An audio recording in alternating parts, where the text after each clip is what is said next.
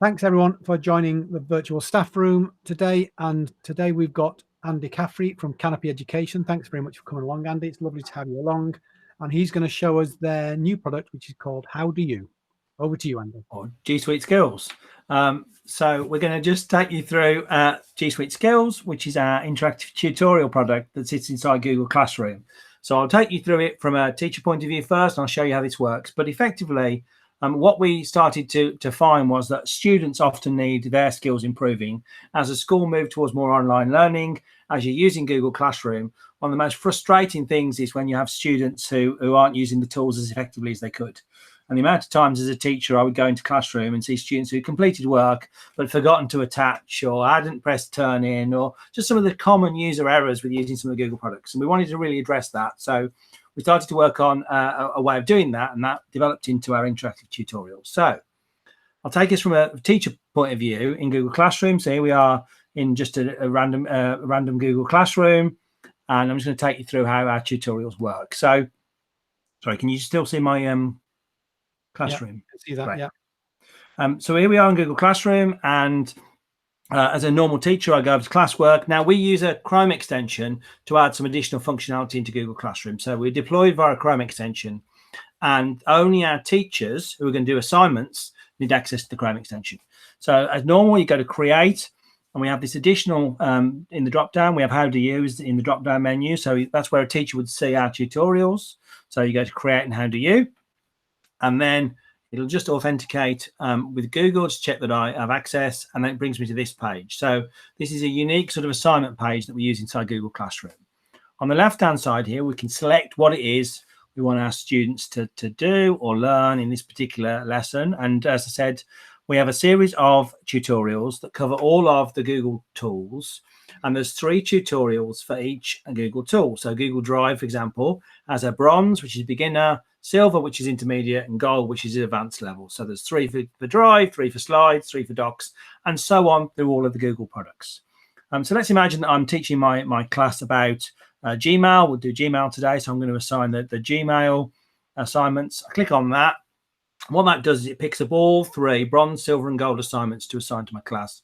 So it presumes I want to issue all 3 of the tutorials to my class at this point. If I don't want to issue all 3, I can come into our sub menu here and unselect. So maybe they've done Get It Started already, or maybe they don't want going further yet. So I can alter what's being assigned, but for the moment I'll leave it on the 3. But you can alter that. It automatically populates the description of the assignment and what's going to the title to save you time. So effectively it's ready to push as an assignment in Google Classroom. And over on the right-hand side here, and we have something called our scheduler. So you have a couple of choices here. You can either assign all of these right now. So I could just say, let's assign all 3 tutorials to my students to do right now. But we found a lot of people were actually wanting to send them out over a period of time, not have all of the tutorials done in one go, but space them out. So we built something called the scheduler. So this allows me to, let's say we want these to go out on a Monday every 1 week, let's say, and at 8 o'clock in the morning. And I want the due date to be, let's say, 7 days later, the following Monday. So now what it will do is schedule the assignment. So it'll send the first one on a Monday morning at 8 o'clock.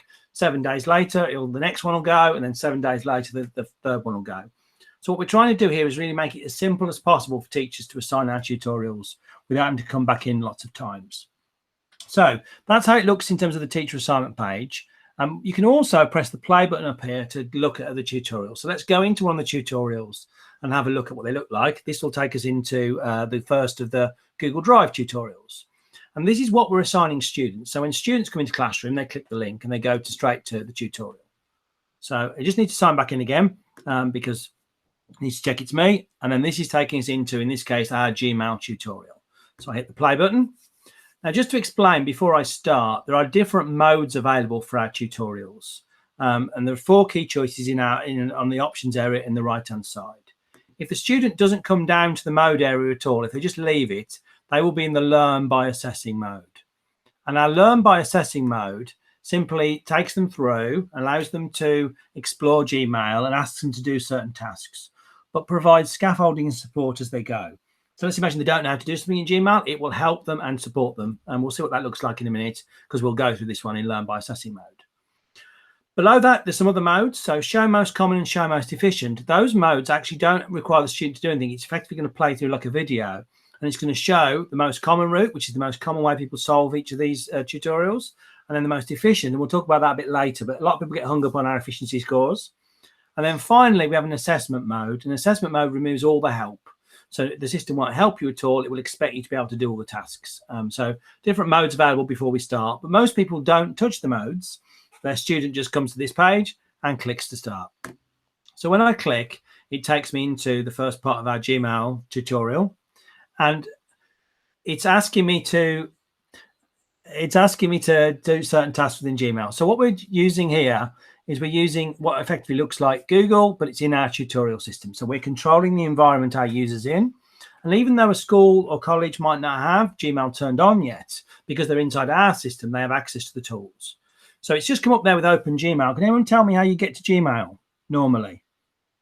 Anyone want to unmute and just tell me how you'd normally get to Gmail? Click the Gmail word, top right.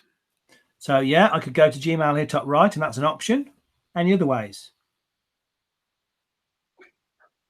That's what I usually do too. Or mail.google.com. Yeah, mail.google.com in the address bar. So my address bar is editable. I can go up there and change the address. So what we're in here is we're giving them choices. And so with all of our steps in the tutorials, there's obviously different ways of doing things as there are in the Google products. So I'm going to just randomly this time go to the waffle and pick Gmail. But it's entirely sort of different. There are different choices and all the routes are in the system. So bear in mind, we are doing a very basic level Gmail instruction here. So it's taking me into Gmail. So I'm learning how to get into Gmail. Now it's asking me to open the most recent email here from Andrea. So I just click on that to open it. And now it's asking me to archive the email. So in terms of archiving, again, I could press the archive button on the top. I could just simply take it out of the inbox. If I X out the inbox, that's one of the options. It then asks me to go on. So what it's doing is it's walking me through the different steps and telling me how to, asking me to demonstrate that I can do something.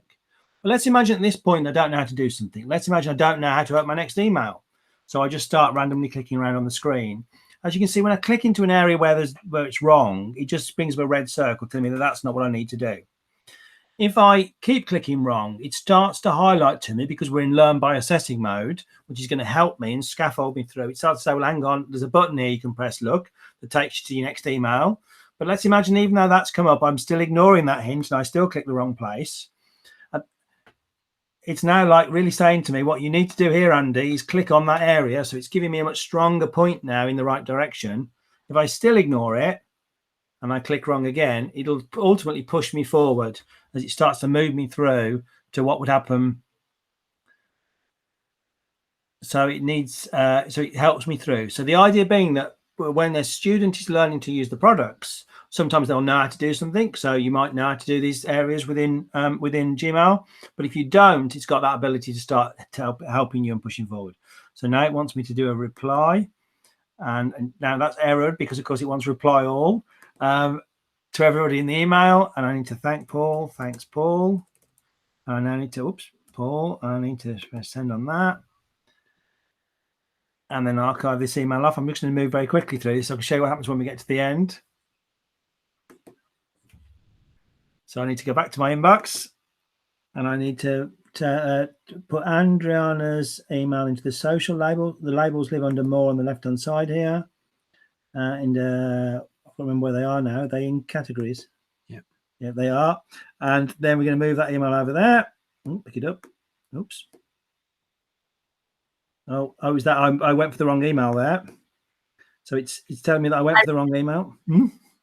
Because of all the names, Adriana and Andrea. I didn't mean to do that. But that was a trick. Yeah, but you see Paul is featured there too. So I can move it into the email. So I've just moved that email, and that was the last of our basic skills. Now, bear in mind, this is a beginner level Gmail one. So I get to the end of the tutorial, and it's giving me some data. So this is the data it's giving me. Firstly, there's a competency score. The competency score is how good am I at using, could I complete the tasks? Like, could I work my way through and complete those tasks? And as you can see, I scored 96%. The 4% I dropped down was where I got the push forward, where I couldn't work out how to move to the next email. And we saw that as I was going through. So it hasn't given me that area there. That's an area where I needed help. And that's what that gain bit means there, where I used the help system to move forward. So I was fairly competent at using Gmail. I could complete the tasks. But as you can see, my efficiency score was pretty low, 43. And, you know, there were times when I was clicking all around the place. I wasn't great on the on that last task where I picked up the wrong email. So I wasn't necessarily efficient. I didn't use keyboard shortcuts. I didn't necessarily use the quickest way. For example, on the very first page, when I asked me to go to Gmail, I'm clicking on the waffle and then the Gmail icon. It's much faster to click Gmail. So I'm not using the most efficient, necessarily using it in the most efficient way. So my efficiency score is down. And then there's the breakdown of what it was asking me to do and how I scored in each area when I could do stuff or couldn't.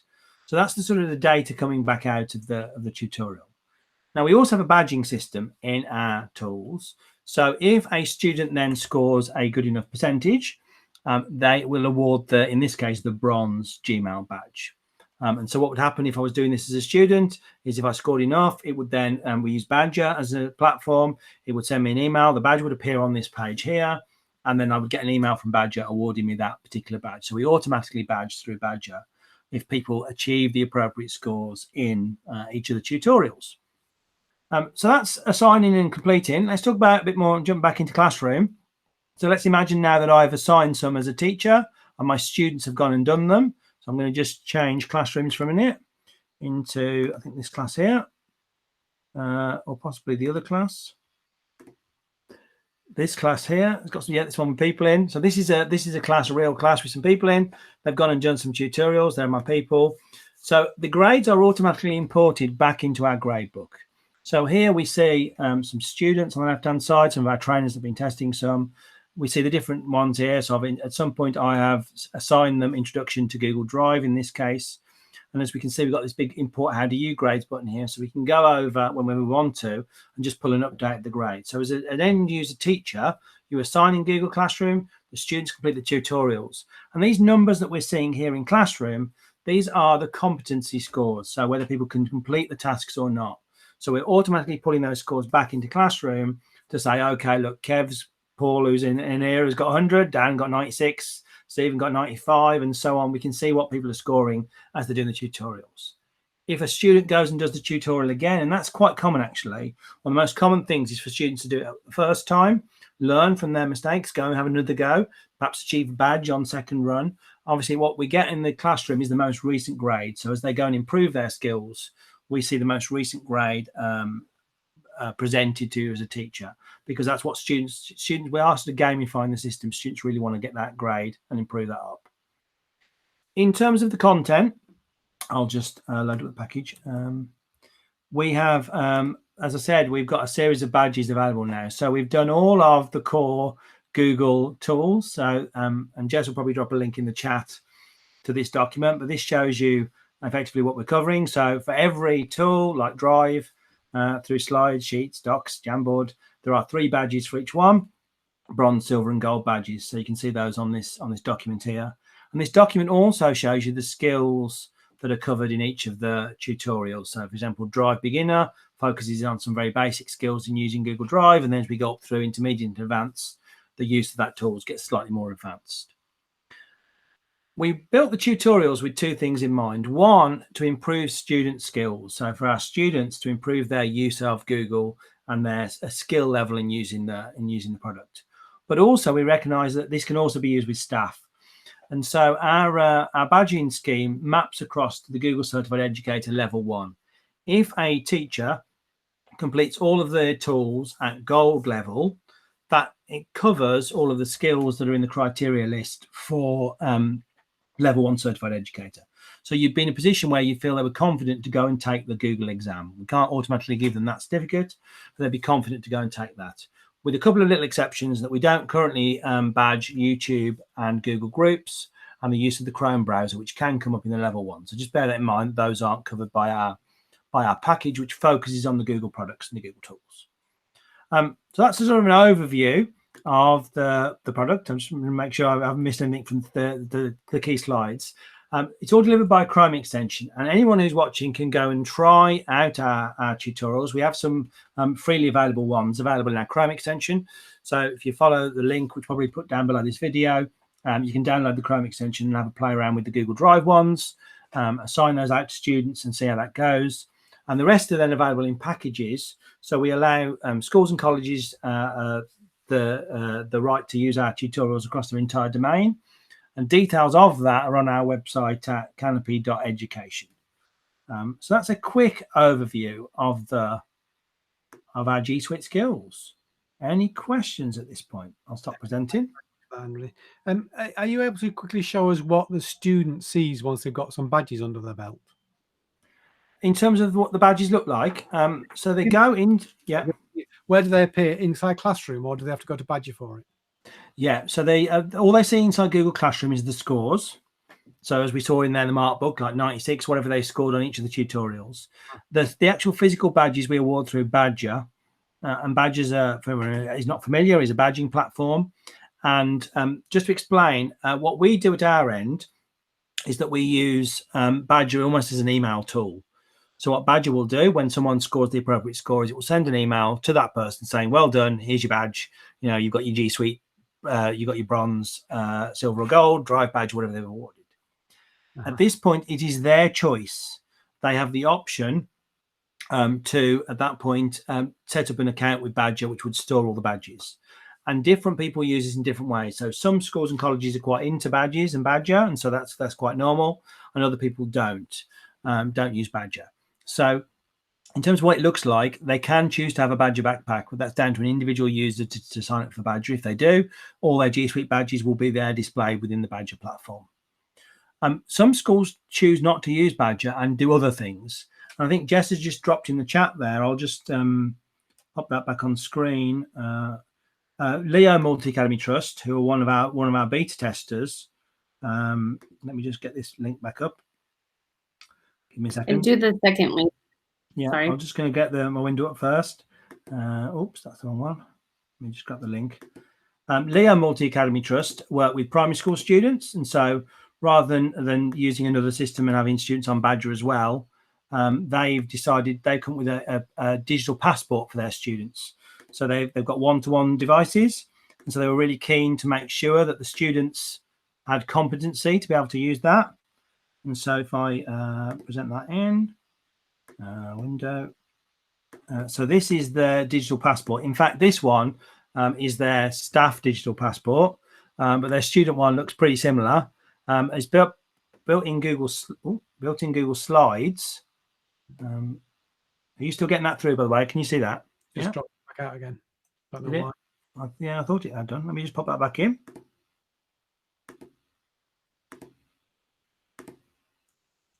So this is from Leo Multi Academy Trust. This is their digital passport. This is their teacher version. And so what they do here is they have the students and the teachers all have this workbook that they work through with a list of skills they're covering, so things they need to know about as they're going to use their Chromebooks. And within this workbook, we can see, for example, Google Classroom, and those are the criteria from our tutorials, bronze, silver, and gold.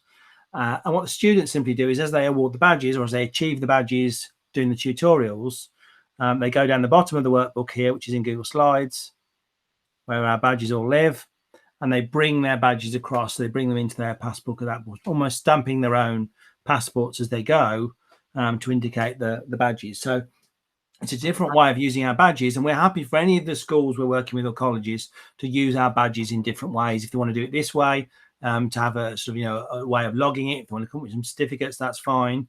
It's down to them and the age and appropriateness of the students. It suits the method. Just one thing to mention on the badging front.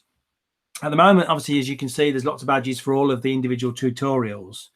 We are shortly about to launch some bigger level badges. And so what we've described as our overall bronze, overall silver, and overall gold badges. And they're awarded when you complete the majority of the bronze level, and then the majority of the silver level and the majority of the gold level.